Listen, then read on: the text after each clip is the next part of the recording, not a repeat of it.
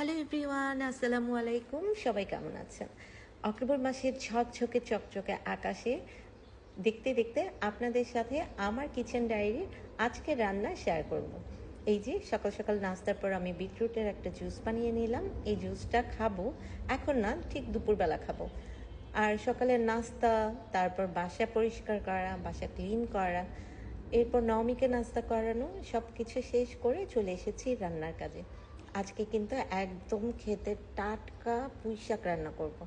আমার বারান্দা বাগান বা ছাদ বাগানের পুঁই শাক না ভাই, এটা হচ্ছে দোকান থেকে আনা, একদম টাটকা টাটকা ছিল, যার জন্য সকালবেলায় নিয়ে এসেছি। আর এই যে ভালো মতো ধুয়ে পরিষ্কার করে এখন হচ্ছে আমি রান্নাতে চলে যাব। পুঁই শাকটা কিন্তু চিংড়ি দিয়ে খেতে ভীষণ মজা লাগে। পুঁই শাক অন্য কোনো মাছ দিয়ে কি খাওয়া যায়?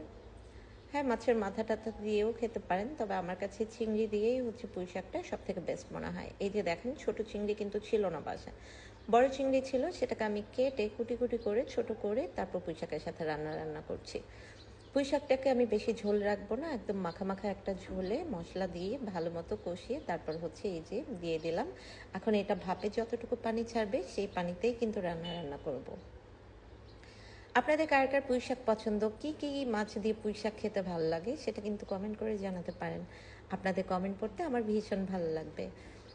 পুঁই শাকটা রান্না শেষ করতে করতে কিন্তু এর মধ্যে আমি আরও নানাবিধ কাজ করেছি, যেমন নমিকে পড়তে বসিয়েছিলাম, তারপর নমিকে নাস্তা করিয়েছি, এর মাঝে একবার টিভি ছেড়ে দিয়েছি, সে টিভি দেখছিল। আর এখন হচ্ছে রান্নাটা শেষ করে আমি চলে যাব আমার অন্যান্য কাজে। তা আজকের জন্য এখানেই বিদায় নিচ্ছি। আল্লাহ হাফিজ।